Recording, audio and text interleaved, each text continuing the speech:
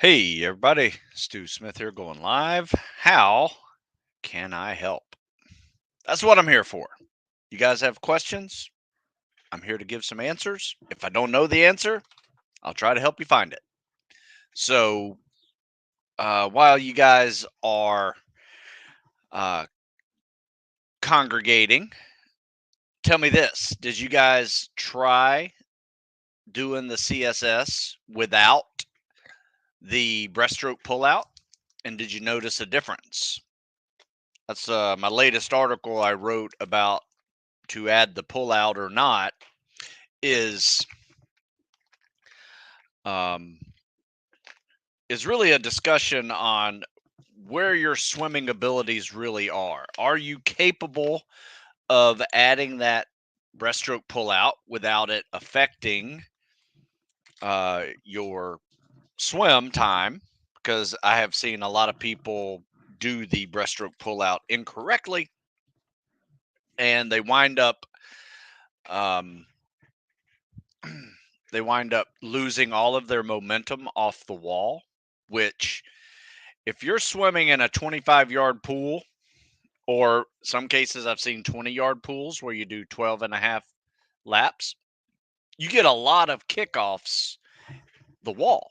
And those kickoffs, you are never faster in a 500-yard swim than you are when you kick off that wall. As long as you are streamlined, you are under the water, and you hold that glide until not till you stop, but till you feel like you're slowing down, and then you start that first stroke. And it can either be a breaststroke pullout if you're good at it. Most people are pretty good at this part. Where they're not good at is the kick and recovery and then start of the first stroke. So my recommendation for you has been just take it out. And in some places, they may even tell you you can't do it as part of the PST. It's not a necessarily written rule, but is one of those arbitrary rules that sometimes gets added to the PST depending on who is administering the PST. Some of those other rules are like you can't swim with goggles. You have to be facing the same side of the pool the whole time. That means you have to go strong side, weak side every length. Um, what are some other ones? Can't do a breaststroke pullout. Can't do flutter kicks in between the scissor kick. There's all kinds of little rules. So you need to be able to adjust your swimming ability regardless of the rules and be able to handle whatever they throw at you, because that is your key to getting into the door to allow you to get to the training. Then you got to prepare to get through the training, which is a whole different animal.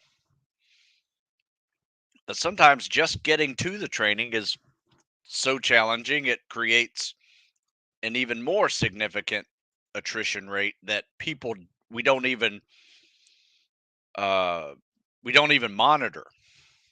I can't tell you how many people go into a recruiter's office and say, "Hey, I want to go SEAL, SWIC, EOD," and then they find out they have to take a swim test, and then they never pass it. So that happens. So, you guys have any questions for me? I am happy to take some. I do have a few CSS videos I can pull up and critique. I didn't get many, and I was running a little late this morning, so I'm a little ticked at myself. I started swimming, lost track of time, and now I am uh, running late behind because of it. Okay, that is not one.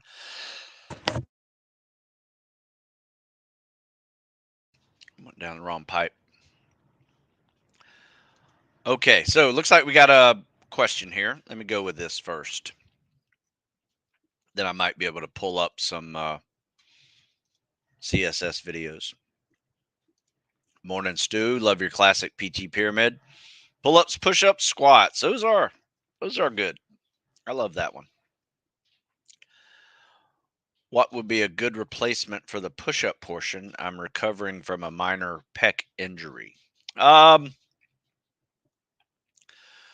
Good question. If you wanted to, you could do like tricep push downs, tricep extensions. If that doesn't stretch your pec too much, you could um, replace it with some form of ab. Maybe make it a flutter kick exercise. That'd work out real well. That's probably what I would do. I'd probably go with abs or try to find a tricep exercise that doesn't hurt your chest, or overhead press if that doesn't hurt your chest. That'd be a good mix for sure. How long do you recommend to wait after emailing a recruiter before following up? I have no idea. I wouldn't wait at all if you're ready. But if you're not ready, and what I mean by that is if you're not crushing the PST and you have to take one in order to get uh, the billet you want or the rating you want in the Navy, you you better not even talk to a recruiter until you're crushing that thing. Otherwise, you're just going to be failing PSTs in front of them. And guess what? You don't get taken seriously as a viable candidate, and you're just wasting people's time and wasting your time. Take advantage of this time before you join to crush that thing, and then everybody takes you seriously when you show up there crushing the PST. Nothing better than auto qualling and on your first PST, and then there are people all around you like still failing it after their 10th time, looking at you like you're some freak of nature, and all you did was prepare properly. But I don't even understand that question. If you're ready to go, start talking. Let's see, where's my, gotta find my stuff here.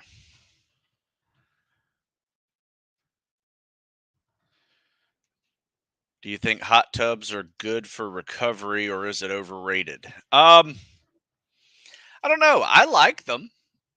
I mean, I like hot tubs. I like cold tubs. Are they good for recovery? Here's the thing that everybody needs to understand about recovery. 90% of your recovery is going to be handled by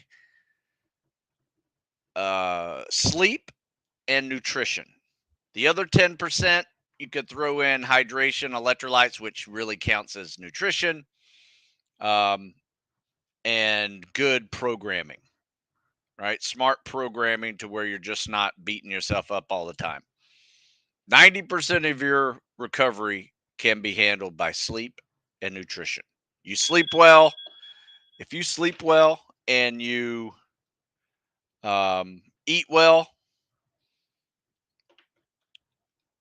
you're going to be on the top end of that recovery, I promise you.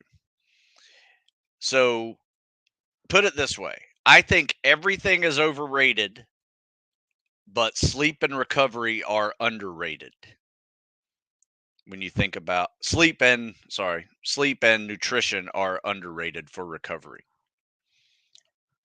Everything else is overrated. Everybody else spends all their time and money on that missing 10% when they're missing out on 90% with sleep and nutrition. It doesn't get any more simpler than that. You just add that to any question you ask me about recovery tools, foam rolling,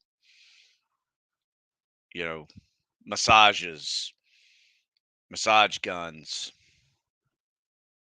hot tubs, ice baths, cryotherapy,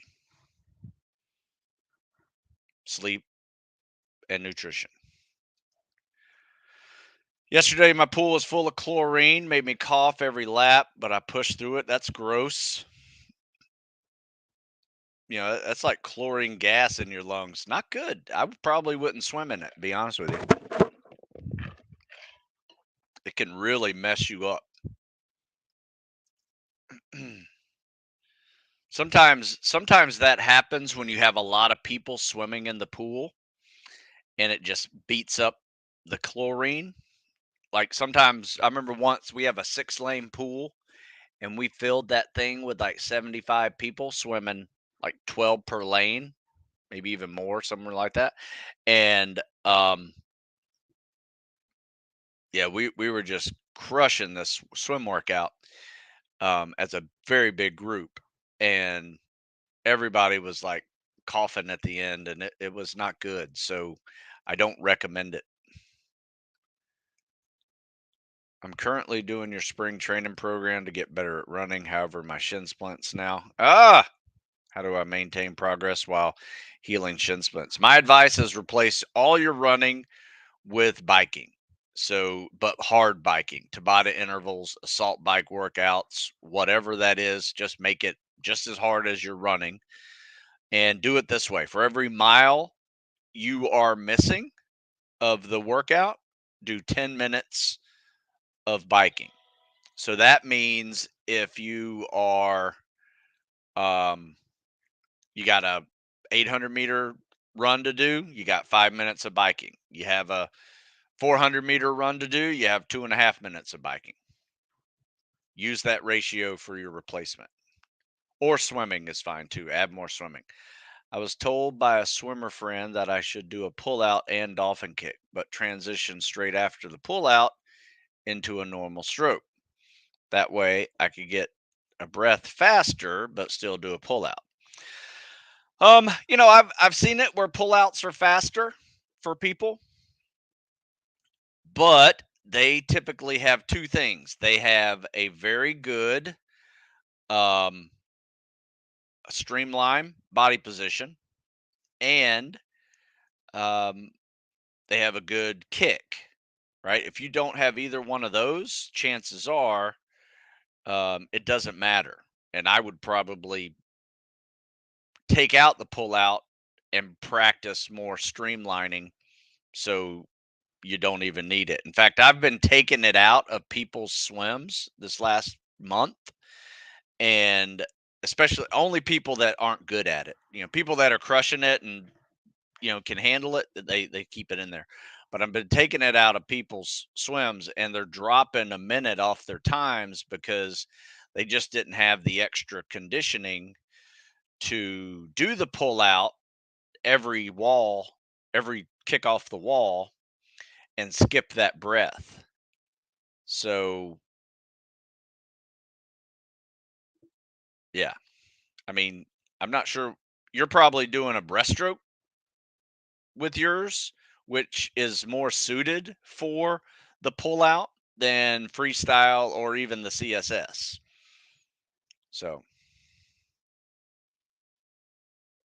yeah, instead of the glide of the pullout, well, the whole purpose of the pullout is the glide. So, as long as you're not losing momentum off the wall, I don't care what you're doing.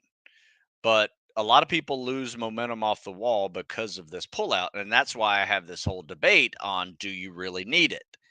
The answer is it depends. If you're losing momentum off the wall, take it out.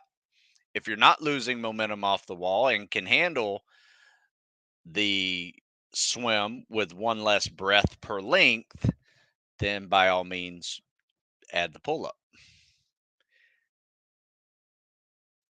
Ever happened to you? If so, any tips for this situation? I'm assuming you're talking about the pool. Yeah, I mentioned that. Sorry, I meant if you haven't heard back from the recruiter. Ah, yeah. So when do you call back when you haven't heard back from the recruiter? The pipeline I'm applying for is for civilian for next August. Can't pass PST right now because of knee injury, but everything else is good. Um, give them a few days, but if they don't reply back, then either find another recruiter or go into the office. and see what's up. I'm not sure what you're replying for. So it really kind of depends on what you're applying for.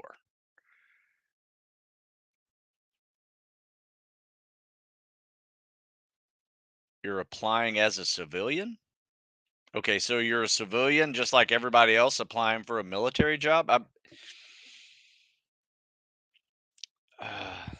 you you got to ask better questions because you're confusing me.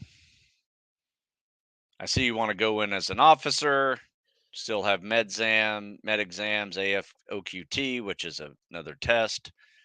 You need to, if you're applying for an officer and have a huge to do list in order to make you eligible, you need to be in that recruiter's office saying, here's what I need. What do I need to do? You need to be getting letters of recommendation ready. You need to be doing a whole lot of stuff. So your administrative burden is much higher. And you need to figure that out with your officer recruiter. Ronan starts weight training today. He's a beginner. What weight should he start with? He's 5'8". There's no one answer for that, Patricia. At that weight, he's probably potentially, got some muscle under there. I mean, he could not, but I wouldn't start off heavy. My advice is pick a weight that you can do 8 to 10 times. So that means on all the machines or free weights or dumbbells, you do every single exercise that you know that you need to do and find a weight that you can do 8 to 10 times. You're starting off as a beginner. You don't need to do any less or heavier than that. You don't need to do any lighter and more than that. Just a nice 8 to 10 rounds. And then, I'm not sure what kind of workout he's going to be doing, but once he gets on his own, I would say, just real basic, pick 3 or 4 exercises and do 3 sets of 8 to 10 reps. Real, that's a real basic weight training program. And it's a good place to start. We all started there. Hey Stu, what supplements, if any, do you recommend for an SO candidate? I don't recommend any because you can't take any. Can't do any at SOAS. Can't do any at Buds. Can't do any at boot camp. Don't recommend them. So don't even start. Just eat well and sleep well. Stu, along the focus of sleep and nutrition, what's a good caloric intake goal? Well, Blake, that depends. That depends on your goals. Are you trying to lose weight, maintain weight, or gain weight? Because there's 3 answers to that one. You need to have a caloric surplus to gain weight. You need a caloric deficit to lose weight. You need to be right even with your caloric expenditure and your caloric intake to maintain weight. So that depends on your activity level and what you're doing. Also, what's your opinion for continuing workout schedule when on a 1 to 4 hours of sleep, or should I just take it easy that day? Yeah, that's a tough one. I don't know. Uh, it can go either way. I have seen guys get after it after a few hours of sleep and they have a great workout. I've seen guys do horrible after that. So it really kind of depends on your energy levels. Uh, and that really depends on your eating. So remember how we talk about that sleep and nutrition? Well, if you're losing sleep, your ability to recover really sucks. In fact, you could have overtraining symptoms just by missing sleep. However, if you're missing sleep, you got to really dial in your nutrition. So if you do that, you might be able to offset some of those lost sleep hours with your recovery and your energy levels to train. So it really depends on your um it really depends on how you're feeling. So I usually just treat it like any other day and get after it. I might pull back a little bit if I'm feeling, lightheaded because I didn't eat well also on top of it. Um, but I usually try to go to bed early the next night and catch up if I can. Are you going to make another video with Jake Zweig? I don't know. I haven't talked to him in a while. Got him on my phone number list. I don't know if he wants to. Always happy to. He's a good guy. Different breed, but hey, we're all different in some ways. So, all right, let's see what I got here for reels or messages. Let me see my messages.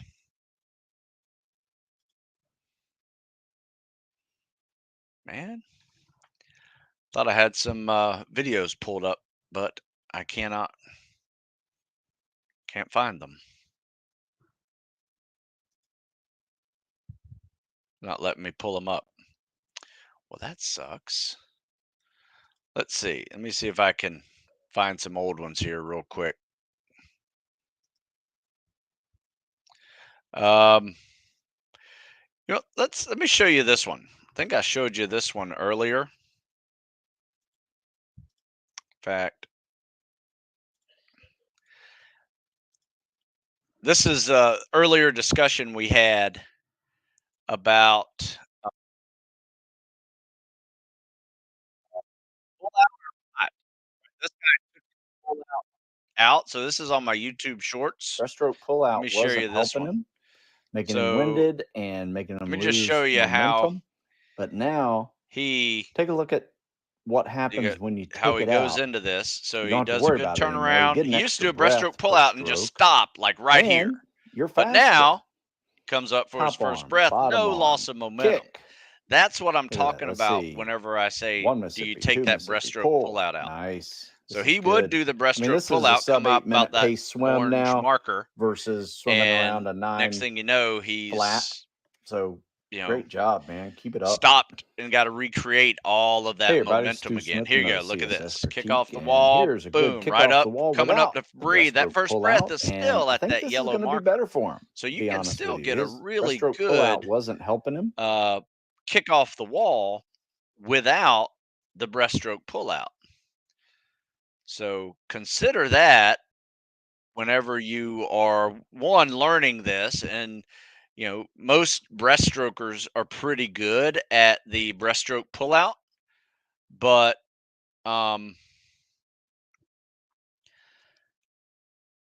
if you're not a breaststroker and you haven't spent years swimming, you may not be good at it, and it might just be something else you need to learn versus just getting better at the CSS. So I would kind of categorize what you need to learn in the CSS like this. You need to learn how to kick off the wall and transition into the stroke smoothly. Learn how and focus on that stroke. Try to get 25 yards and 5 or 6 strokes, 5 or 6 breaths. That's a good, efficient matter. If you can do less than that, great. Then focus on a yard per second, because that yard per second is going to get you at that 820, 830 frame of speed that is very competitive. Then you just need to get in shape to be able to do that yard per second for 500 yards. That's number one and number two, right? Number three, if you're feeling pretty good and you got some time, you want to practice that breaststroke pullout, do it.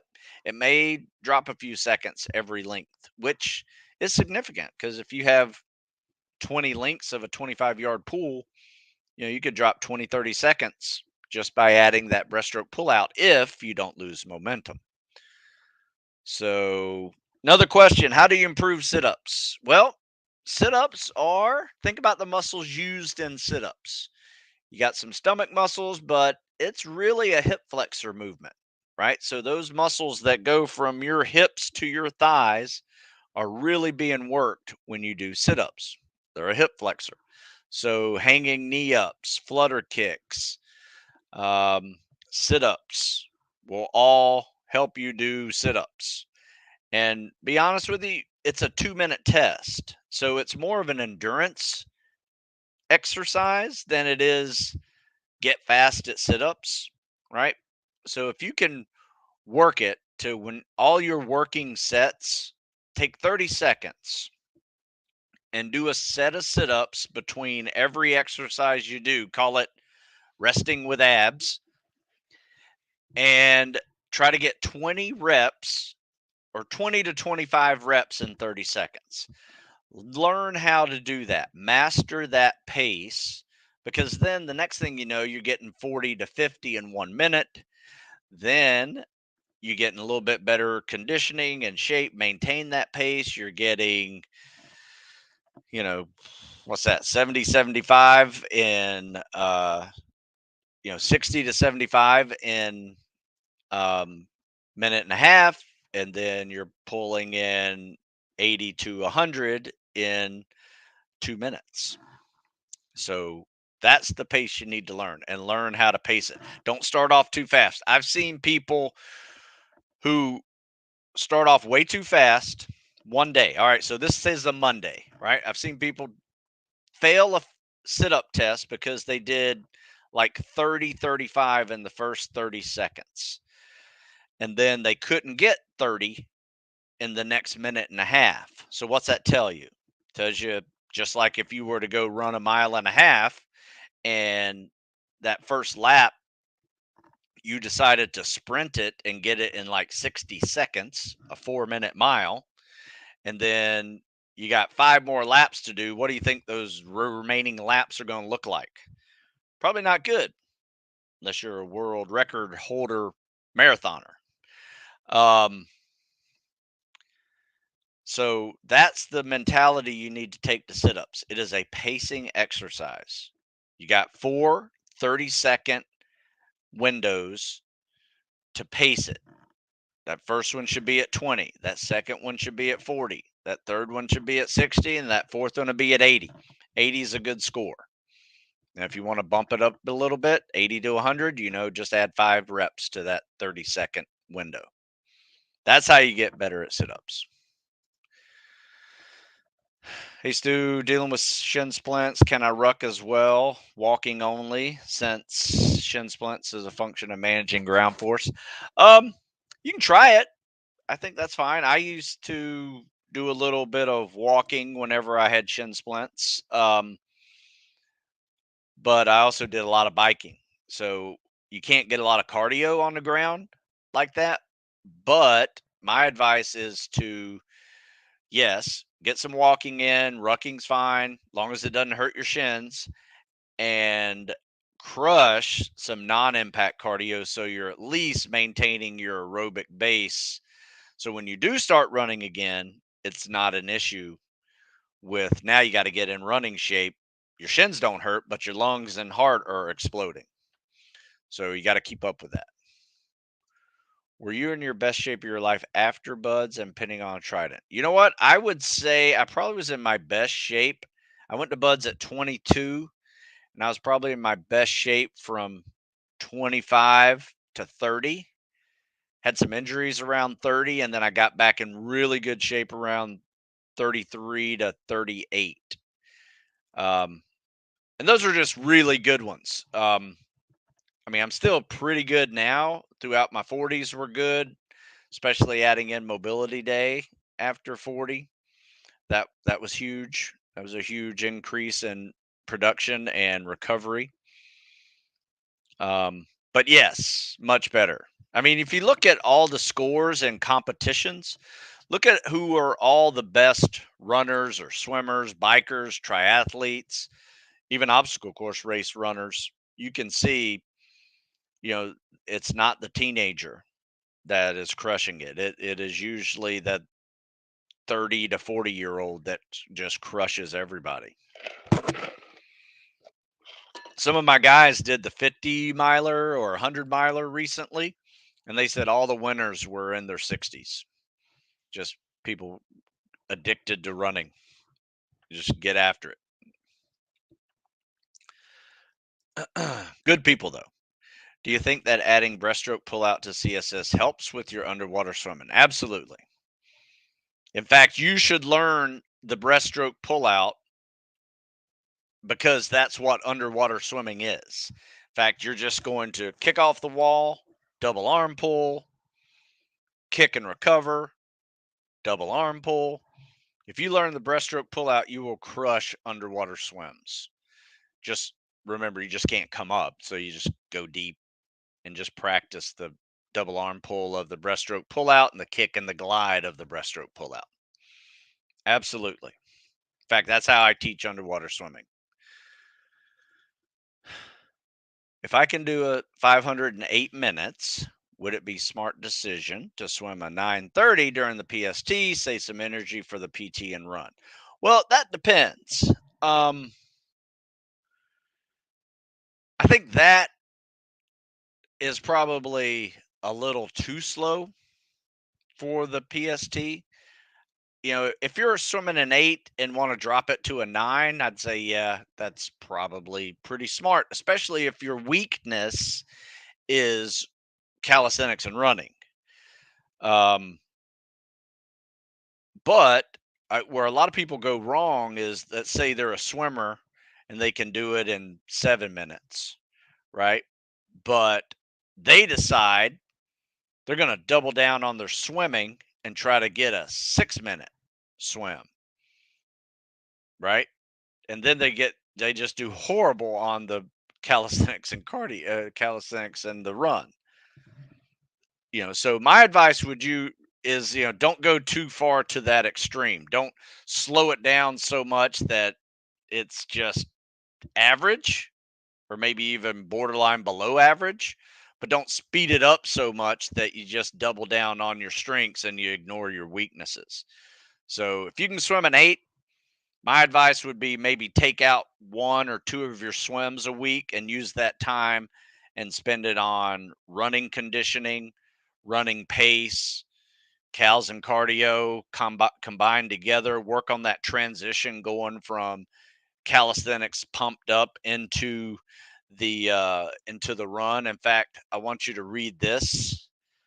This is the PST clinic that I write about on teaching people how to take the PST and how to be smarter when they do take the PST.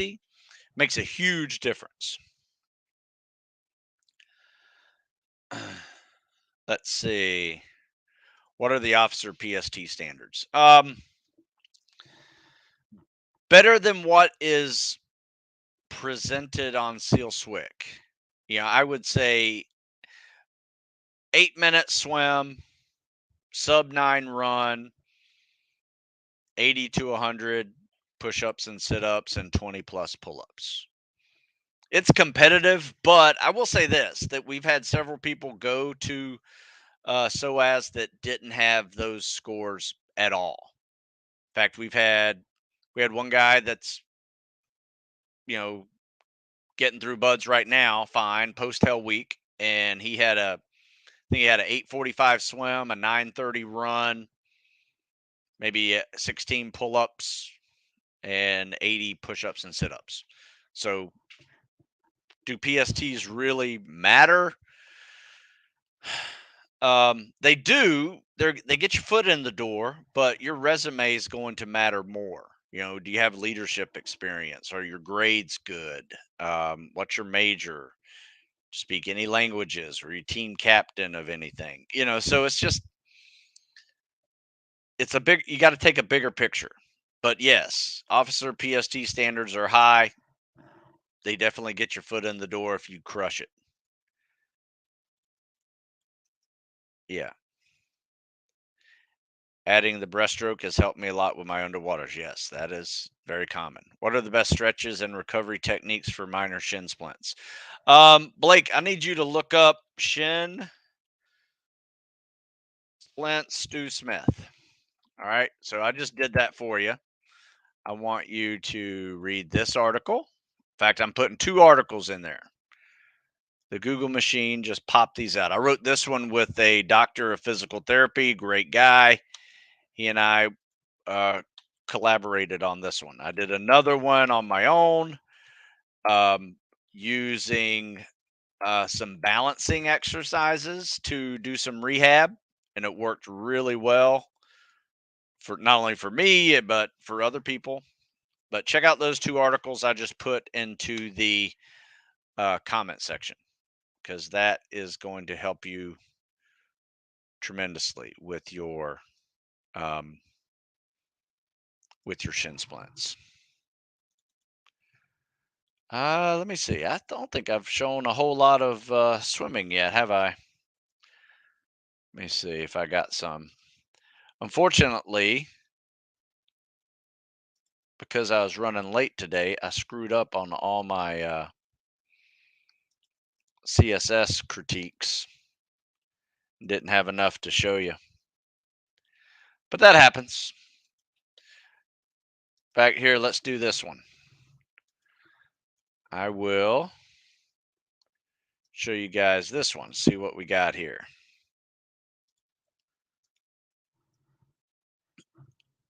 All right, so here we go. Let's start this over. Kick off. Let me see what he did. See if he decided to do a breaststroke pull out. Yep, he does. Not bad. Didn't lose any momentum. So we got a few things here, right? So notice this. Look at that. What's he doing wrong here on this recovery? You see how he just sticks his arm perpendicular to his body? Yeah, that's just like swimming with the brakes on. This is like, hey, I'm going to go one step forward, one step back, right? If you're doing this, if you're moving your arms in this direction, you're just slowing yourself down. So you want to be a little tighter with that streamline. Like you shouldn't be able to see your hands off your body at all. You should be rubbing from your hips all the way up to over your face, um, right along your body. All right, so that's slowing you down. Top arm, bottom arm, slowing you down again. And here's something else slowing you down. All right, let's do this. All right, so see this glide here? All right, so his glide, instead of looking like this with his biceps on his ears, right?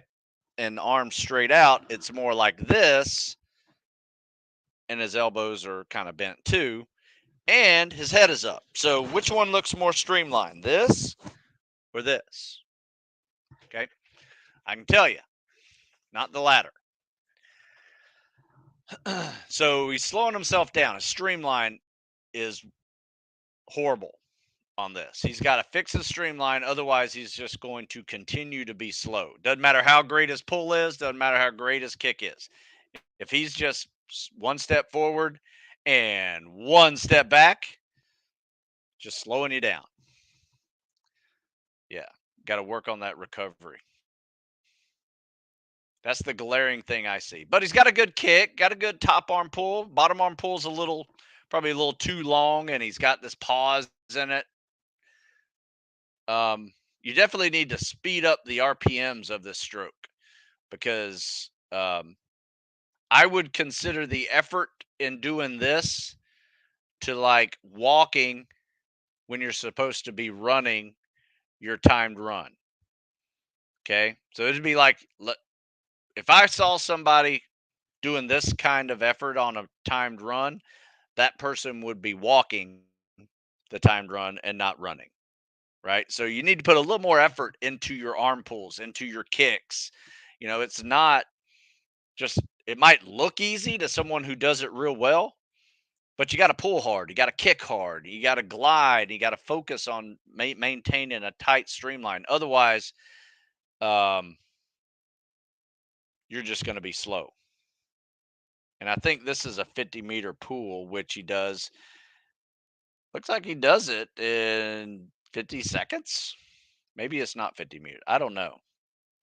Maybe a 50-yard pool. So if his time is 50 yards in 50 seconds, then I missed something, because that just looked really slow. Somebody asked the question. I have a 6:45 swim 85 push-ups, 90 sit-ups, 19 pull-ups, and a 750 mile and a half. Are these good scores to be going to buds? Come on, man. Those are excellent scores to be going to buds. They're above average in just about everything. My question to you is, you're probably a good endurance guy and have high muscle stamina. How is your strength? So my question to you would be, what's your strength like? What's your deadlift, 3 rep max? What's your body weight bench press? What's 20-pound pull-ups look like for you? How about running 4 miles, right? Are you just good at the mile and a half? Can you maintain the 7-minute pace for 4 miles? Can you ruck 4 miles in 50 minutes? Those are the other things that you need to have on top. Oh, swimming with fins for 2 miles. What's that look like? Have you built up to that? You still have more to do. So when I talk about getting to and through spec op selection, that's what I mean. You might have crushed everything on that PST, but you still have phase 2 that you can't ignore. If you ignore that, it's going to be a rude awakening for you whenever you get under that first log or boat. Do you recommend swimming open water or a pool once we have the technique down? As long as it's safe in open water, I would recommend getting some open water time, because you do learn how to swim straight. When you do that, you'll be all over the place without that lane line. So learning how to swim straight is very important, right? And so usually what we do is we swim once a week in the open water. We got this perfect beach. It's like half a mile long. It's like 3 feet deep the whole time. It's in a bay, not the ocean. No big worries about crazy currents or things like that. Um, so we pick that place just because it's really safe. So we even swim at night there, so it's just to get a little taste of the boogeyman. Any chance you could post videos of some of your students during the calisthenics section of the PST? Push, pull, sit. It'd be great to see technique and pacing. Trying to think. I think I did that. You could probably find a PST of me doing a PST. Let me see. Let me see what I have here. I think I have a video of some guys doing the PST, but I'm not 100% sure if it's the entire PST. This is only a 3-minute video, but this is what I do here locally. And in fact, the Navy came over and did a video of what we do, and it was like public affairs, local public affairs. They came and did this video for us. But check that out. There, I know I'm giving a PST in there, but I don't think I'm showing the whole PST. But I think I do have a PST video somewhere in here. It's probably 10 years old, but it's still available. What's the faster stroke with fins? Lead arm, trail arm, or the CSS? Good question. I don't know. Be honest with you. I've seen guys pretty much match the same, but I have seen guys with using their arms be able to go a little faster and get through currents better than just kicking through currents, right? Because sometimes in open water, that's what matters. You got these big fins that power you through currents. That's why we use the rocket fins, because you're either going to do it in scuba diving or you're going to be doing it in surface swimming, and you need powerful fins to get through a 1 knot current. And using your arms will help you more with that. So it's a good question. I don't really know. I think the situation depends on if it's open water with currents or it's in a pool. But my advice to you would be to do a 500 with fins, lead arm, trail arm, and do a 500 without fins. I'm sorry, with fins, and doing the CSS for 500 and see. You tell me which is faster. Do you recommend using mil-spec Alice pack for rucks or investing in something else? We use Alice packs for just about everything we do. It's part of the issue that they get here at the academy, but it's also between the Marines and the SEAL candidates. That's what they use. They get issued that when they go to buds. So I personally like the Alice pack because of that radio pouch that is up at the top. Used to hold like these Alice packs are Vietnam era, so it used to hold a PRC 77, which is a gigantic radio about this big. Put that thing in there, and that's what you had to carry if you're the radio operator. Um, and now it holds a big sand baby of about 50 pounds, and it works perfectly. It keeps it up high. It's not dragging, hitting your butt when you walk. So I would go with the Alice pack. Just want to say thank you for putting these videos out every week. I'm just a guy trying to get better shape. These weekly videos are always a good influence on me. So thank you. Yeah, you're welcome, buddy. Glad to do it. Glad to help. My 32-year-old trying to get a SEAL contract. Had a career in fitness prior to this. Everyone telling me let it go already. Age waiver will not happen. I'm going to give it my all. That's the attitude you have to have, because you'll probably get told no more than sure, we'll work with you.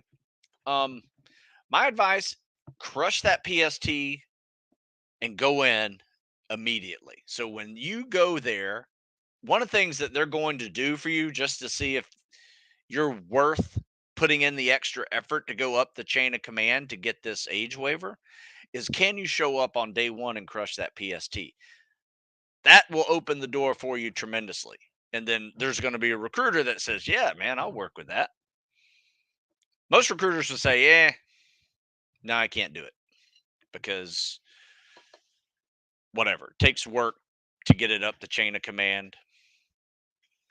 It's just more work for them. So expect no's, find a recruiter that says yes, and then go crush that PST. It can happen. I've seen guys do it.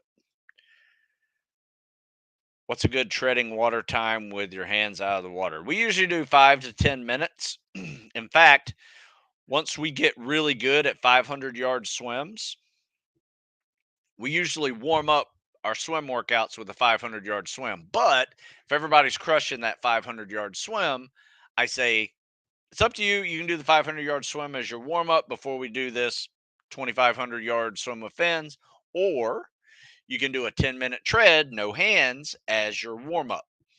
That is a good warm up, because I will tell you, treading with no hands is just vertical swimming. And if you're about to swim with fins, it's a great leg warm up for swimming with fins. So that's how we do it. Or we do it on the back end of a swim, and we'll do a 5 to 10-minute cool down tread as part of our swim workout. So just make it part of your swim workout, and it's not something that you ever have to sweat again, because it's just part of it. How do I help guys prep for pool comp? You know what? I don't. That's a scuba diving thing. We do a lot of water confidence. So I can tell you that is very helpful going into dive phase. The one thing that I do recommend them to do, though, is before they even join the Navy, is go do a scuba diving course. That probably helps more than anything, just to not be foreign to the idea of breathing underwater on a scuba rig. Can be very helpful whenever you go through all of those tests, because some of them you'll be doing as part of your scuba diving checkout certification.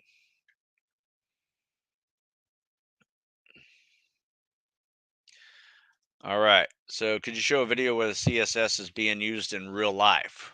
Would like to see how it applies in open water.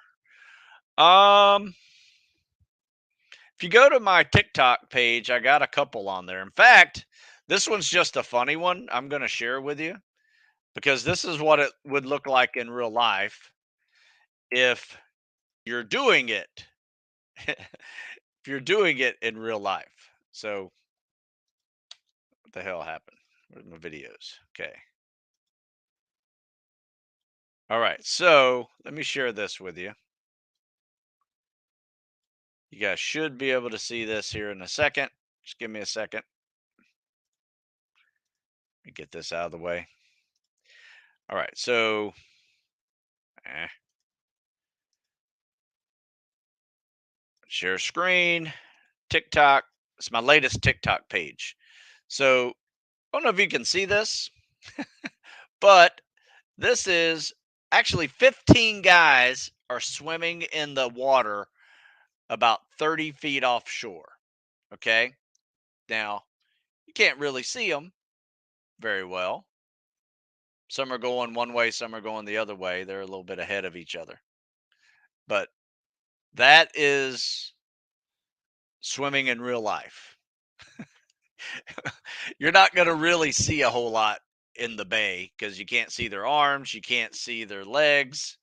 You just see their head turning to breathe. That's about it. But anyway, this is my TikTok page, and you can see it has nothing but me critiquing the CSS. If you haven't gone over there, I'd highly recommend you going over there because, in fact, this may be up. I think it's just a picture. So this is more of an open water swim in the morning. I may have a video on here of us doing some. Somehow I got a community guidelines violate. How did I do that? Let's see here.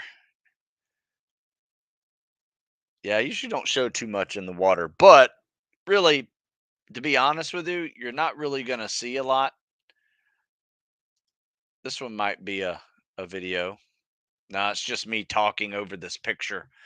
But this is a guy swimming open water uh, with a pair of fins on. But if you just look at some of these swim videos, like this is a swim video swim drill, with fins, and it's just not sure why it's not playing. There we go. Nope, that's not it. But anyway, I got uh, dozens of videos over here with fins on, and you should watch those because that is how you apply it to open water. But no, it looks like I don't have any open water swims that I posted. But I'm not sure how many videos I have in here, but you guys can do the math on that. There's a lot. And that's a very helpful spot. So you guys check that out because it is very useful. You will learn something about the CSS over there. I promise you. Sorry about the typo. Hit send accidentally whilst editing. I'm not sure what we're talking about. Just saying these videos are always. Oh, okay, got it. Yeah, no problem. To get better at rucking, would you recommend powerlifting, lower reps, higher weight, or hypertrophy, higher reps, lower weight? Good question. Because it really depends on two things. Do you need to put on mass to be a better rucker? That may depend. I would go with a hypertrophy program if you need to put on some mass just to be a little bigger. Do you need to be stronger to deal with the load bearing? I would let the load bearing test you. Like go for a ruck with 40 or 50 pounds and just walk, right? How do you feel afterwards? Is your spine hurting? Are your legs and butt burning? If that's the case, then you probably should lift a little more and get a little stronger. 5x5s are classic. And just go through a lift cycle. And on leg days, add a ruck in there of a couple of miles just to top off your leg days. That's how I would do it. And that's how I do it with folks that need to get better at rucking. All right, couple more questions, and I got to bail. Let's see here. Been using large sole running distance, okay, thicker running shoes, and had trouble rolling my ankle during calisthenics track workouts. Do you recommend CrossFit type shoe, flatter running shoes? Yes, because those higher running shoes, that's like running in high heels. So, um, you can definitely roll your ankle easier in those higher platform type shoes, especially if you have a sole that thick. Um, I personally, I mean, these are my zero shoes. I really like these. However, if I'm running on a track or trail, I'll run in these. If I'm running on concrete, I'll use my ultras or my on clouds. And they're not super high. They're not like the hookahs, um, but they're definitely a little softer than these. And for me, definitely, definitely very helpful. But the softer ground I run on, I typically don't wear anything of any type of cushion. What was my why? What was your why going through buds? I went in as an officer. I graduated the academy. I wanted to serve my country in some way that was different than other ways of service, more team oriented, small unit tactics, and I wanted to lead those. And I it was more of a continuing my life on a team. I would say would probably be my why, but my primary why was I wanted to serve my country in some fashion. And that was good. It was, yeah, it was enough. Is a 20-mile bike ride of any significance when it comes to training for stamina? Yeah, sure. I mean, 20-mile bike ride, you're probably going to, if you're going fast, probably be an hour, hour and a half if you're hauling it. So I wouldn't do a 3-hour 20-mile bike ride because that's just like a stroll in the park. If you're going to do it, see how fast you can do it. Now that's part of significance. But a 20-mile bike ride that takes you all day, that just wasted your day. If you can do a 20 miler in an hour and a half or an hour, even go 20 miles an hour, that's legit. If I had 2 years to prepare for Buzz, do you think the seasonal tactical fitnesses are sufficient? Would you add anything? Um, yes, I do think they're sufficient, but it depends on your weaknesses on what I would add, right? So there may be a phase that you don't even need to do, right? If you're coming in as a powerlifting football player, for instance, like me, I would not do a winter lift cycle. I would skip all the lifts and just do more cardio, some calisthenics. I don't want to go overboard on the calisthenics and go crazy with high reps, but I'd really focus on my cardio during the winter versus worrying about getting bigger, because the last thing I needed to do at that point was get bigger. I needed to actually lose weight and get better, become a better runner and swimmer. So I did a lot of biking in the winters. I did some rucking and um, did a lot of running and calisthenics. And if guys are doing, like, put it this way, I had a football player join us last winter and it was a winter lift cycle. That's just what we do. But instead of him doing winter lift stuff, I had him on the bike or the elliptical or the rowing machine while the guys were lifting. Last thing he needed was to, show everybody he could do a 500-pound deadlift. He could, right? But he didn't need to. You need to work on other things. So it really depends on what you need to work on. What are biking time intervals you recommend to replace running when needed? I think Tabata intervals are great for running.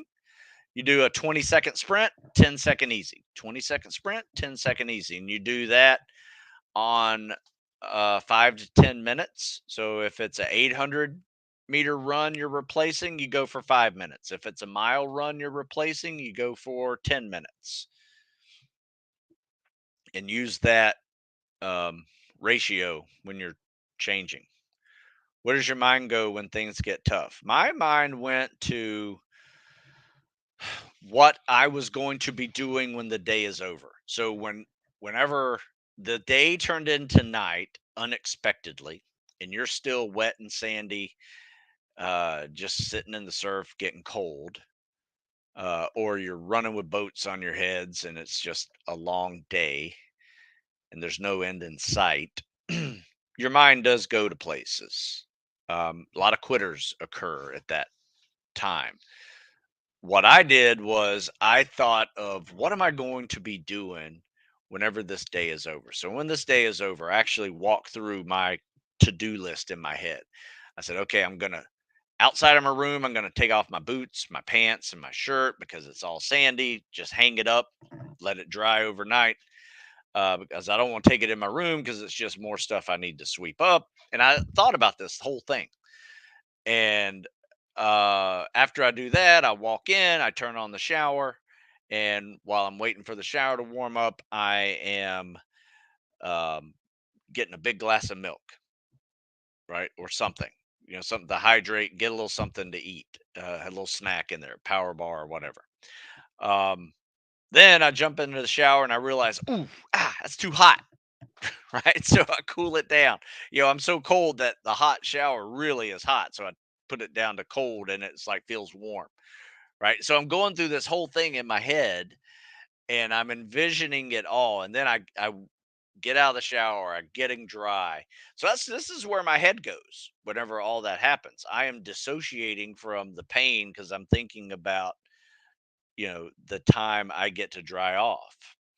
And then I put on my sweatpants and I get under my covers and then I start thinking about tomorrow's to-do list. I got to have this ready. I got to have that ready. Right? So I'm just going to another place. Not necessarily a happy place, but it's a place that distracts me from when things are getting tough. So I think I over answered that one, but you kind of see where you go. Do you think your programs have enough aerobic based cardio? A lot of athletes from rowing and triathlon find success as SEALs and have close to 16 hours a week of volume. Your program seems to uh, error lower. Yes. I will say this not everybody is a rowing triathlete, endurance athlete, right? The last thing I would have is tell someone who's new to running, you know what? You got to do a whole lot more running and run slow. Next thing you know, you're just hurt. Now you can't run. So, what we tend to do is if you need to be that person and add more aerobic conditioning, add it, but do it smartly. Um, do it smartly with, adding a bike, 20-minute bike before you run or lengthening your swim another 30 minutes if you need more aerobic based cardio versus adding just a 10-mile run on a Saturday just for the hell of it when you weigh 220 pounds and you wonder why your feet, knees, and hips are burning. So it depends on the person. It really does. I will tell you this: I have seen countless people get through buds on 25 miles a week of running, but they did all of their running at that, um, 6 or 7 minute mile pace. So they had no problems with the 4 mile timed runs. They had no problems with the volume of running that occurs at buds, and they got through it. So I think it's a little bit different. Not everybody has to be an endurance athlete to find success at buds. So that's one thing you're going to learn when you're there. There's going to be power athletes getting through it and have run maybe 50% of what the average endurance athlete does, but they're still getting through it. So I have a way to train, not the only way to train. How about that, Jack? Agree? Let's call it that way. Just to clarify, I'm on your 30-day beginner routine from your 12 weeks to buds book for shoulder workouts. I just been doing a 5-pound workout video. Is there more to do? If you haven't seen my lightweight shoulder workout, this is what that is in that book. All my other programs have this in it. That one does not, but this is what I mean whenever I say shoulder workout. Lightweight shoulder workout, 5-pound dumbbells. It's a bunch of lateral raises, things like that. All right. So I guess that's it. This has been an hour. I didn't think I'd go an hour today, but we did. So if I did not answer your question, which I don't think I missed any, but if I did, you can always email me, stu@stewsmith.com. I'll do better next week with some submitted videos, but you got to submit some videos. So I have them ready to and have them downloaded on my computer so I can pull up from there. So you can either send them to me on Instagram and DM me, or you can email me, stu@stewsmith, and I will download those videos and get them up and answer your questions if you have any questions. Uh, but check out stewsmithfitness.com. You guys sticking around this long, I appreciate it. Crush that like button and use the Live15 coupon to save 15% on any books and ebook programs out there. And keep on coming. I appreciate your questions as they give me ideas to write articles about.